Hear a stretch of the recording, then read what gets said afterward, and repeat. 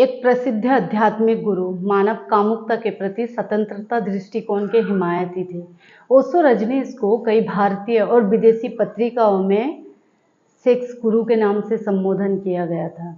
जब आप किसी को तर्क से हरा नहीं सकते तब आप उन्हें दबाने की कोशिश करते हैं। जब आप दबा नहीं पाते तब आप उन्हें खरीदने की कोशिश करते हैं। अगर वो इंसान बिकाऊ ना हो तो आप उन्हें इग्नोर करने की कोशिश करते हैं। जब सारा हथकंडा आजमाने के बाद आप नाकाम हो जाते हैं तब आप उन्हें बदनाम करने की कोशिश करते हैं, उन्हें डिफेम करने की कोशिश करते हैं। तो ओशो रजनीश के साथ भी कुछ ऐसा ही हुआ था। ओशो रजनीश को एक्सेप्ट करने की भी औकात होनी चाहिए ना, बेजोड़ तर्क के साथ जो दुनिया के कई साल आगे निकल के सोचते थे, इसलिए दुनिया उसे एक्सेप्ट नहीं कर पाई। ओशो ने रिलीजियस फिगर पर जो कहा है, आज के दौर में खड़े होकर किसी भी मॉडर्न गुरु में इतनी हिम्मत नहीं होगी कि राम पर, कृष्ण पर, जीसस पर कुछ बोल दे। पर ओशो रजनीश 70s के टाइम पर बोलकर चले गए। ओशो के अनुसार धर्म क्या है? धर्म कोई ईश्वर या शैतान, स्वर्ग या नर्क से कोई लेना देना नहीं है। धर्म का जो अंग्रेजी शब्द है रिलीजन, इसे जरा समझने की ज़रूरत है। इसका अर्थ है कि हिस्सों को यानी कि खंडों को संयुक्त करना।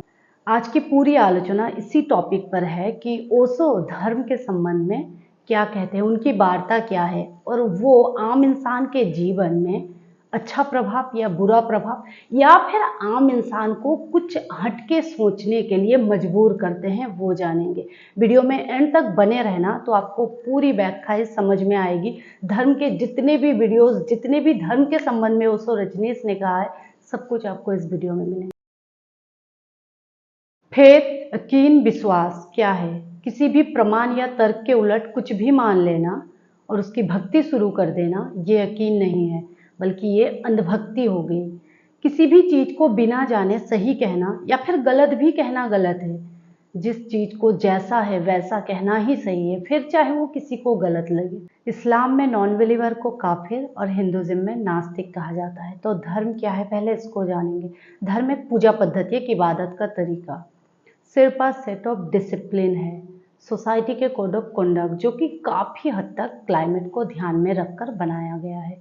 कुछ धर्म में समय के हिसाब से ज़्यादा मॉडिफिकेशन हुआ है और कुछ धर्म जैसे कि वैसा ही पड़ा है। ओशो का कहना है, हम लोगों को एक फिक्स्ड फार्मूला दे देते हैं, एक ऑर्गेनाइज्ड रिलीजियन दे देते हैं, एक ऑर्गेनाइज्ड पार्टी दे देते हैं, एक आइडियोलॉजी दे देते हैं जिससे वो चले, लेकिन एक मस्तिष्क ना दे दे कि जिससे वो सोचे फिर वो चले। इन दोनों में फ़र्क है और उनके मस्तिष्क में और अन्य लोगों के मस्तिष्क में समस्या आएंगी पर वो फेस करने को राजी हैं, पर वो किसी भी फिक्स्ड फार्मूला को लेकर नहीं चलेंगे, कोई रेडीमेड आंसर को लेकर नहीं चलेंगे।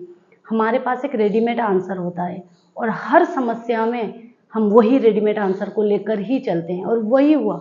मुसलमान के पास भी एक अपना एक रेडीमेड आंसर है, हिंदू के पास भी एक रेडीमेड, और वो आंसर हमेशा हमारे पीछे पड़ जाता है। जिंदगी रोज बदल जाती है, इसीलिए हमारे पास नया सत्य को, नई समस्याओं को देखने वाला चित्त चाहिए।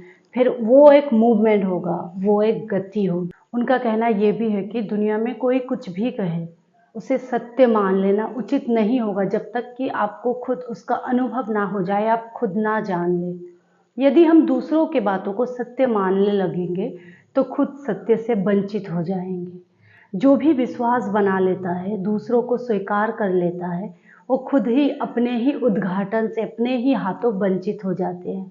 और हम सब यही कर रहे हैं, किसी ना किसी धर्म को, किसी ना किसी पंथ को पहले से ही हम स्वीकार करे बैठे हैं, मान के बैठे, और यही कारण है हम सत्य को नहीं जान सके। बचपन से हमें यही सिखाया जाता है कि दूसरे को हम अनुकरण करें, दूसरे को हम आदर्श मानें। फिर आप ये भी नहीं कह सकते कि वे धर्म को मानते ही नहीं, उनकी मान्यता कुछ और है। धर्म मिटाया जा नहीं सकता। मनुष्य के जो सत्य कर्तव्य होते हैं वही मनुष्य का धर्म है। वे अंधविश्वास, ढोंग, पाखंड, व्यक्ति पूजा के कट्टर विरोधी थे। ओशो हमें किसी विशेष धर्म का नहीं बल्कि विशेषण रहित धार्मिकता की शिक्षा देते हैं। वे कहते हैं कि जीवन को ऐसे कलात्मक ढंग से सजगता पूर्वक, प्रेम पूर्ण सहेली से जियो कि परमानंद की अनुभूति हो सके, जीवन का सम्मान हो, अस्तित्व का परिपूर्णता में स्वीकार हो, अतीत एवं भविष्य से मुक्त वर्तमान का ये क्षण धन्य धन्य हो जाए। ओशो ने अपने धर्म के बारे में भी ठीक यही कहा। जब उन्हें पत्र के द्वारा किसी ने पूछा कि आपके धर्म का नाम क्या है, तब उन्होंने जवाब दिया कि मेरे धर्म का कोई नाम ही नहीं है, बल्कि मैं तो अपने धर्म को धर्म भी नहीं कहता, धार्मिकता कहता हूँ। धार्मिकता एक बगावत है, एक विद्रोह है, और धर्म तो परंपराएं हैं जो अतीत हैं, जिनका वक्त कब का जा चुका है और जिनके लाशों को हम धो रहे हैं। मेरे धर्म का कोई नाम नहीं। सच तो यह है कि मैं अपने धर्म को धर्म भी नहीं कहता, सिर्फ धार्मिकता कहता हूं। ऐसा नहीं है कि आप थोड़ी देर समय निकाले, मंदिर हो आए, मंदिर के काम निपटा लिए और आप धार्मिक हो गए। उनका कहना है धर्म तो 24 घंटे की साधना है, और धर्म का ज्ञान कभी भी परंपरागत नहीं हो सकता। धर्म का कोई भी शास्त्र नहीं हो सकता, धर्म का कोई गुरु नहीं हो सकता। विज्ञान का शास्त्र हो सकता है, विज्ञान का गुरु हो सकता है, पर विज्ञान के गुरु का तो कोई पता नहीं। पर धर्म के गुरु जरूर होते हैं, धर्म के शास्त्र जरूर होते हैं। धर्म 24 घंटे की साधना है, और इस बात से बहुत भ्रांति दुनिया में पैदा हुई है कि कोई सोचे कि हम थोड़ी देर को धार्मिक हो जाएं। धार्मिक होना 24 घंटे चलने वाली सांसों की तरह है। ओशो को जब पत्रकारों ने धर्म के बारे में सवाल किया तो ओशो का जवाब क्या था, चलिए सुनते हैं। Haven't there been some teachings handed down from Jesus which form the basis of much that is good in civilization today? Nothing. Nothing. Not a single thing out of Jesus has come which has helped humanity in any way. Jesus की सारी शिक्षा आशीर्वाद नहीं बल्कि मानवता के लिए अभिशाप प्रमाणित हुई है।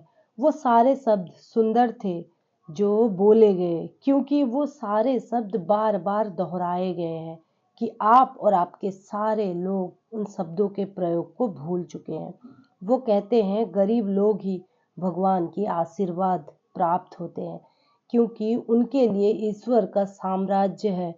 ये शब्द सुनने में सुंदर लगते हैं, मूल रूप से ये वद्दा है। ये गरीब के लिए सिर्फ सांत्वना है, ये गरीब का शोषण है, ये गरीब को झूठा आश्वासन देती है, और इसका अंतिम परिणाम हुआ कि पूरी दुनिया गरीब ही रह गई। कौन नहीं चाहेगा ईश्वर के साम्राज्य का उत्तराधिकारी बनना? जेसस का कहना है एक धनी व्यक्ति ईश्वर के द्वार को नहीं लांघ सकता। वही लोग दुनिया की सारे गरीबी के जिम्मेदार हैं। वो धनी और क्रिएटिविटी की निंदा करते हैं जो दुनिया को संपत्तिशाली बना सकती थी। मैं हर तरह से अमीरी के पक्ष में हूँ। मैं नहीं कह सकता गरीबी ईश्वर का आशीर्वाद है। मेरे लिए ये धर्म शिक्षा ऐसा ही है जैसा कि कार्ल मार्क्स कहते हैं, धर्म गरीबों के लिए अफीम जैसा खतरनाक और विध्वंसी नशा है। सुंदर शब्द इस्तेमाल करना आसान है, लेकिन अगर आप उनको व्यवहारिक जीवन में प्रयोग करें तो क्रिश्चियन आज वही कर रहे हैं। अनाथ आश्रम खोले रखे हैं, जन्म नियंत्रण के खिलाफ है, एबॉर्शन के खिलाफ है। जनसंख्या बढ़ती ही चली जा रही है, गरीबी बढ़ती ही चली जा रही है, और कौन जिम्मेदार है? यही लोग जिम्मेदार हैं। सारे ईसाई धर्मगुरु क्रिमिनल है, इन्हें सलाखों के पीछे होना चाहिए। गरीब इथियोपिया, गरीब भारत के लिए यही लोग जिम्मेदार हैं। दुनिया के जहाँ भी गरीब जनसंख्या बढ़ाओ, जो कि पहले से ही ज़्यादा है, हकीकत है कि वो सिर्फ गरीबों को ही क्रिश्चियनिटी में धर्मांतरित कर सकते हैं। मैंने अपने ज़िंदगी में किसी अमीर को क्रिश्चियनिटी में कन्वर्टेड होते नहीं देखा। फ़कीर, अनाथ, वेश्या क्रिश्चियनिटी में कन्वर्टेड होते हैं। हिंदुज़म, क्रिश्चियनिटी, बुद्धिज़्म, किसी से भी मेरा सरोकार नहीं है। बुद्धिज़्म, हिंदुइज़्म, क्रिश्चियनिटी, इस्लाम, ये सब सारे जीवन जीने का आदर्श और नीति लेकर आए, और आज दुनिया में इसका नतीजा देख रहे हैं। तो फिर आप क्या करना चाहते हैं? प्रश्नकर्ता ने पूछा। सेन यानी कि स्थितधि बनने का रास्ता, जैसे कि मैंने बताया, अतीत के सारे पागलपन को अंदर से भुलाने और मिटाने में है। प्रश्नकर्ता ने पूछा कैसे? एक सरल साधारण दर्शक बन जाओ, अपने चिंतन प्रक्रिया को खुला छोड़ो, यही तुम्हारा ध्यान का तरीका और माध्यम होना चाहिए। इसे प्रार्थना मत कहो, क्योंकि प्रार्थना में भगवान आ जाते हैं। नीरव और शांत होकर बैठो और देखो क्या चिंतन हो रहा है मन में। सिर्फ देखो, इसमें हस्तक्षेप मत करो। इसको सच या झूठ होने का, अच्छा या बुरा होने का, या कुछ भी होने का या ना होने का जज मत करो। धर्म के ऊपर एक छोटी सी राय मेरी भी है जो आप सबसे साझा करना चाहूँगी। बेहतर है कि आप बनी बनाई हुई धर्म के बारे में ज़्यादा ना सोचें। अगर आप धर्म के विचार को के आइडियोलॉजी को बेचकर ना इनकम करते हो तो आप धर्म के प्रचारक या फिर ठेकेदार ना बने। धर्म एक सेट ऑफ सोशल डिसिप्लिन है जिसको आप अपने मुताबिक इस्तेमाल कर सकते हैं। सारे धर्म ही अच्छे हैं पर अपने समय के हिसाब से श्रेष्ठ हैं। अब चॉइस आपकी है। ग्रेटर सोसाइटी को नुकसान पहुँचे कुछ ऐसा अगर आपके स्क्रिप्चर में लिखा हो तो आप उसे अनफॉलो कर सकते हैं, और अगर आप में सहूलियत और आप में हिम्मत हो तो आप उन्हें बदलने की कोशिश कर सकते हैं। ये एक बहुत बड़ी बात है। वीडियो अगर अच्छी लगी हो आप लोगों को तो ज़रूर लाइक कीजिएगा। इससे क्या होता है, वीडियो का इम्प्रेशन ज़्यादा लोगों तक पहुंचता है। ओशो को जानने वाले, ओशो के विचार को समर्थन करने वाले बहुत